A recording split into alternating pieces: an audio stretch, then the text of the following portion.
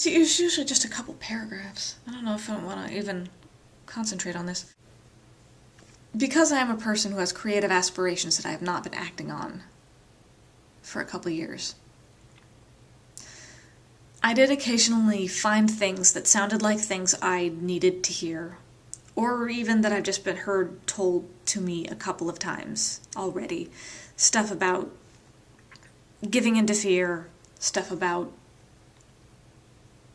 self-defeating. It's not stuff I haven't heard before, honestly. And that makes me not want to pan this. That and my fear that I am rejecting it because I'm being self-defeating, which I get a lot when I read books like this. It's one of the reasons why I wanted to blog this, so I could talk off my frustration at that. I really second-guess myself a lot. But at the same time, I don't think it's wrong to have a quiet life where you don't accomplish a huge thing. I don't think it's wrong to succeed in a personally fulfilling way without seeking or becoming famous. I think that's fine too.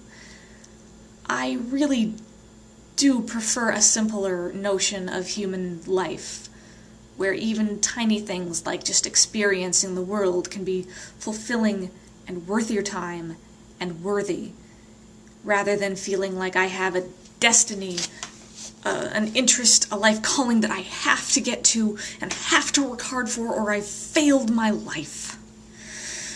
I think that's a very dangerous approach to take, especially if, like me, you have a mental illness that means you're gonna snap pretty quickly under too much pressure. I have an anxiety disorder. Yeah, it kind of makes stress worse. That's not important. I did notice a couple of instances of what I would consider unconscious ableism with respects to mental illness. In his prologue, he talks about how you shouldn't rely on... God, what is his phrase? He specifically calls out pills, which pisses me off. He says some stuff that's meant to be a pep talk about how, yes, you can will yourself into this, but then he goes and calls out pills and ruins it. Some people take pills to stay sane. We need them. It's important. You can't will yourself out of a mental illness. It doesn't work that way. And the last thing anyone in a mental illness needs is to be told that they are just not thinking right, and that's the reason they are suffering. So he wasn't trying to say that, but that's the trigger it hit in my brain, and I'm like, mark there.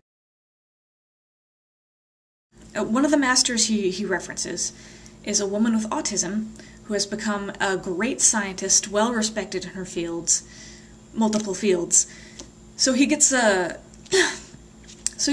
credit there, I guess. Maybe not credit, but he's definitely showcasing the talents of people and recognizing that they have different neurological states, and that this is not necessarily a roadblock or all in their heads or a handicap in that sense.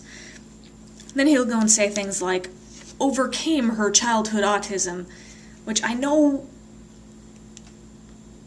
he doesn't mean in a bad way, but it's just a slip of a phrase that indicates that he doesn't get it.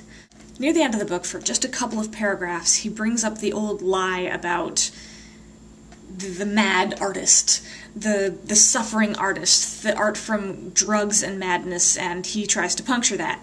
I'm all down with that. There's nothing about art that requires madness or altered mental states. Then he goes and turns it around and just says that drugs and madness will only inhibit your work. Turning it around doesn't work. That's a problem too.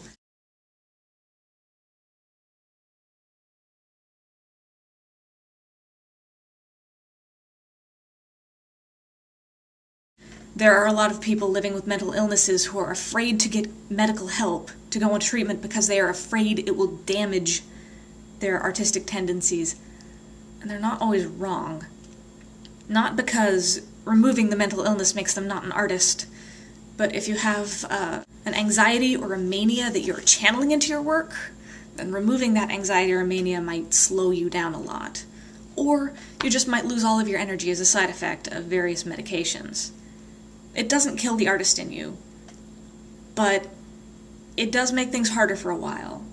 And that is something that when you are dealing with mental illness, you need to be aware of, and you need to be able to talk about.